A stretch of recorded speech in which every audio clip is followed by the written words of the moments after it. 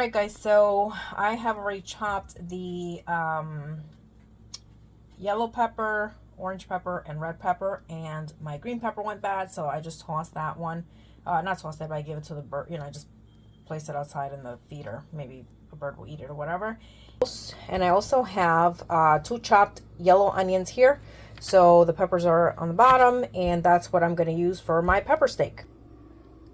All right, this is what the steak looks like. It's frozen, has ice in it. My fridge is very cold, so I'm going to dump this in the crock pot. All right, and out is my handy dandy crock pot, and the steak strips are already in there. Now I'm just going to turn it on, let it cook for a little bit. I want to say like maybe an hour.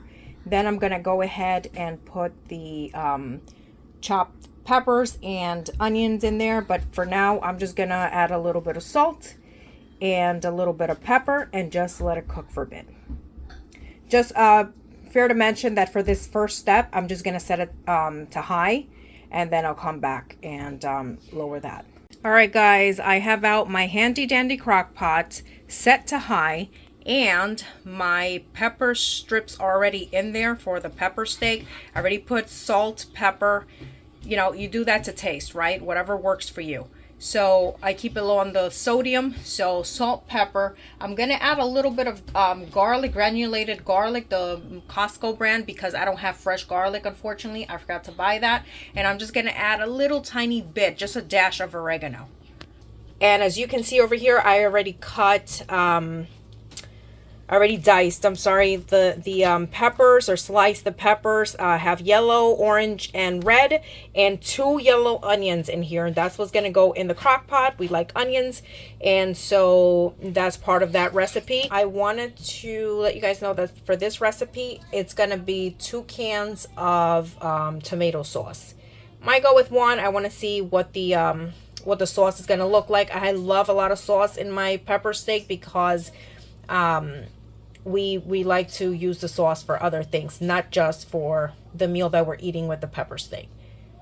All right, back to the crock pot. I just want to let you guys know that I set it on high, but that's just going to be, I'm going to have it on high for like about an hour, and then I'll come back and I'll put in my chopped produce, so the peppers and the onions.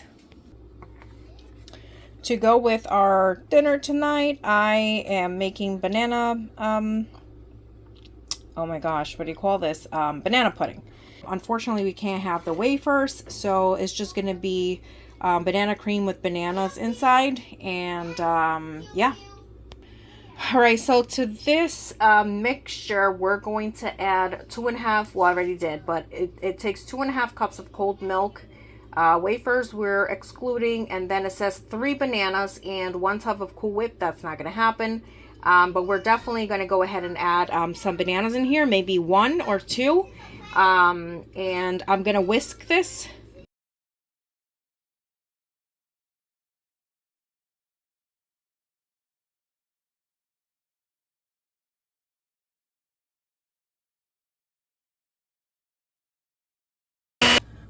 I just want to say that Jell-O has legitimately confused me with their packaging, because I could have sworn that before the packaging used to say banana pudding, and I just realized that they changed it to banana cream. But look at the bottom, pudding and pie filling.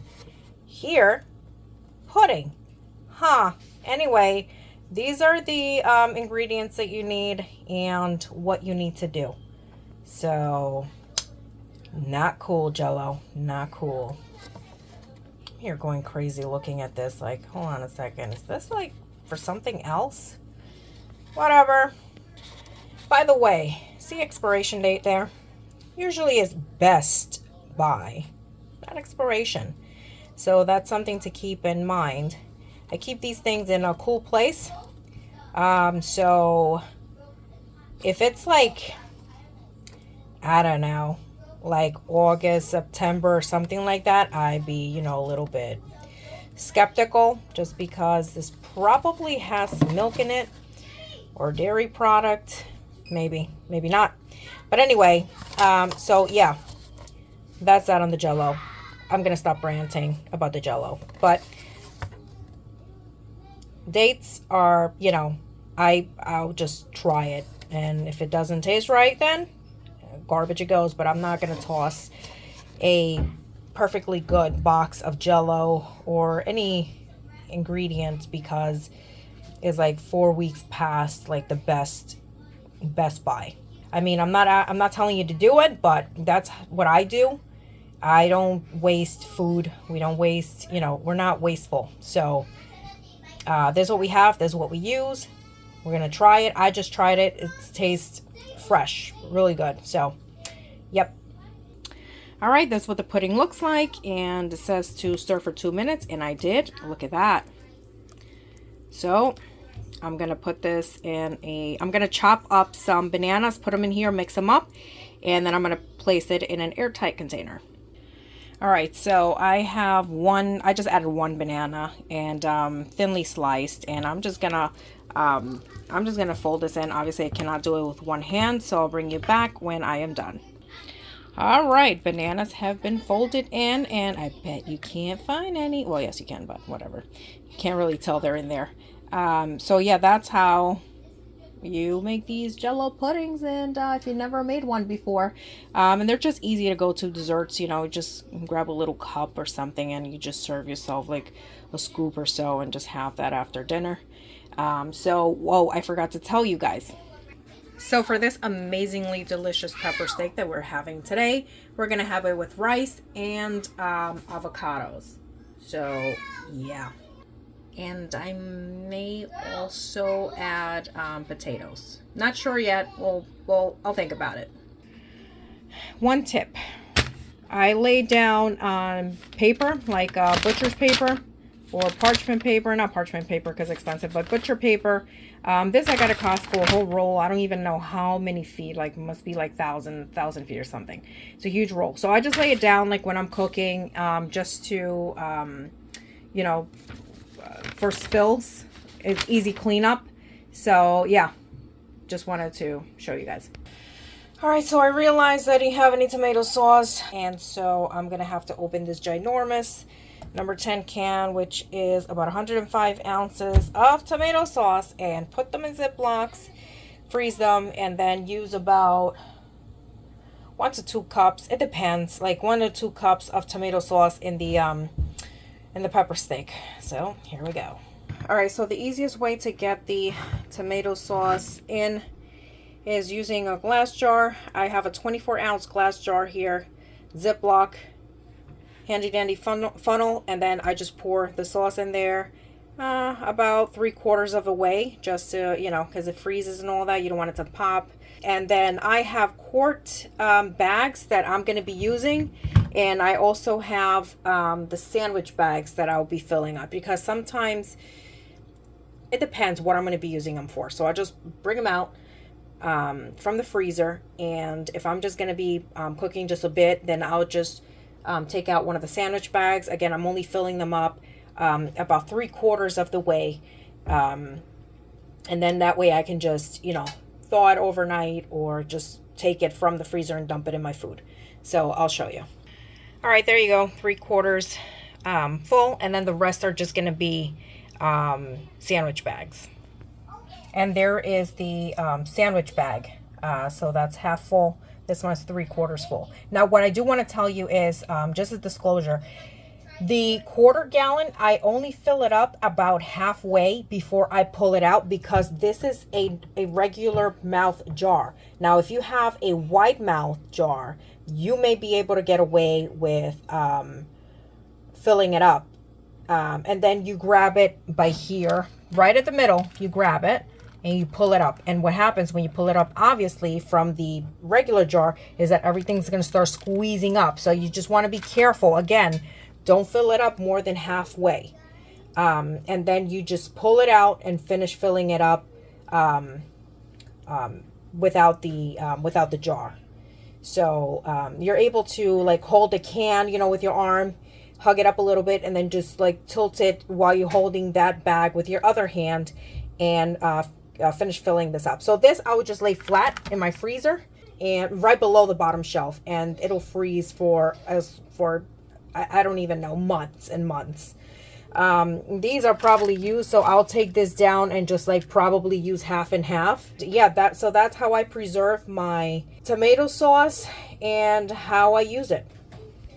Okay, I figure I should just show you what I mean. I'm gonna try to do it with one hand. So you pick it up in the middle and it just squeezes out. Like this one is not as full, but when you squeeze it out, you see? So now I have to fill up the rest of the way. So I'll just hold it with one hand and pour it with my with the other hand. All right, so here we are.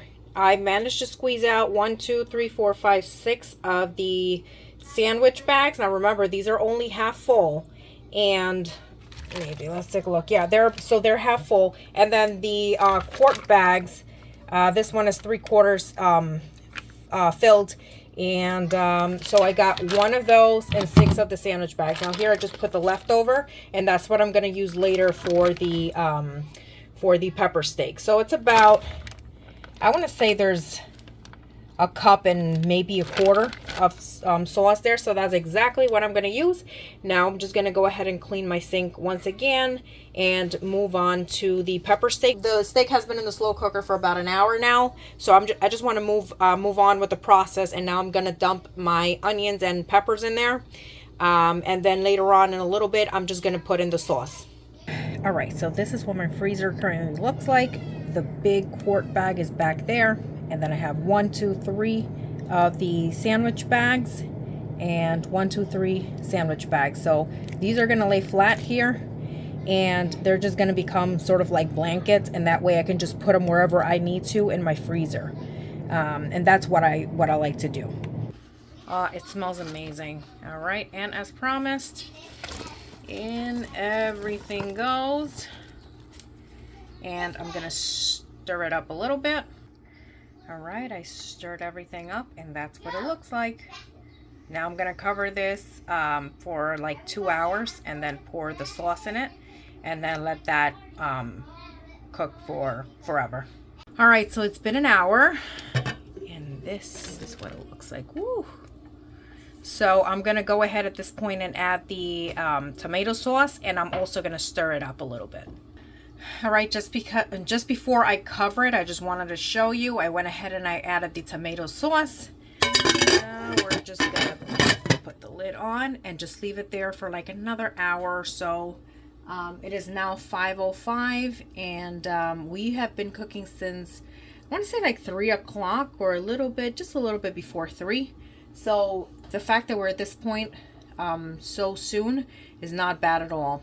Okay, so we are still on high on the crock pot. Let's see if I can focus. There we go. So we're still on high on the crock pot, and I will bring you on in about an hour just to check to see what the consistency of the, if the meat is tender. I'm sorry. So I'll see you soon. All right, guys. So it has been approximately 45 minutes, and I opened it, but I forgot to grab my camera, so I just came back for it. Look at this. At this point, I'm just going to set it on low and just leave it there until, what time is it? So it's 5:48, and I guess I'll leave it on there on low for like another hour, and then I'll just leave it, I'll just turn it off. Crock pots usually stay warm for a very, very long time, so I'll just leave it in there. Once I set it to, come back to me. All right, so it's low. We're just going to leave it there for like about another hour, and then we're just going to put it on warm, and we should be good to go. All right, so since I was last here, it's been 24 minutes. I think this is done. Let's test it. All right, let's see if it's done. Oh my God, it tastes so good. So good. Condensation attack. Okay, guys, this is delicious. OMG. Yes. You need to try this recipe. Just amazing. All right, guys, I'm going to need you to stop anything and everything you're doing right now and try this recipe. I'm not even kidding. This is amazing. it just came out. It's delicious. You got some gravy you can put on top of your rice. Avocados. I was going to make vegetables, but it's already too late. So I'm just going to skip the vegetables and add those in tomorrow. But guys, this is delicious. And it's a really good meal. It has veggies in it. You have your onions. You have your peppers. It doesn't have like extra stuff. It's just the tomato sauce and the meat and the peppers and the onions. And now I just dumped in half an avocado. Guys, just give this a shot. Let me know in the comments below once you've made this. Share the love. All right, guys, I'm going to let you go. That's enough for today. I'm going to enjoy this wonderful bowl of food with my family. I hope you enjoy yours as well, and I'll see you next time. Bye.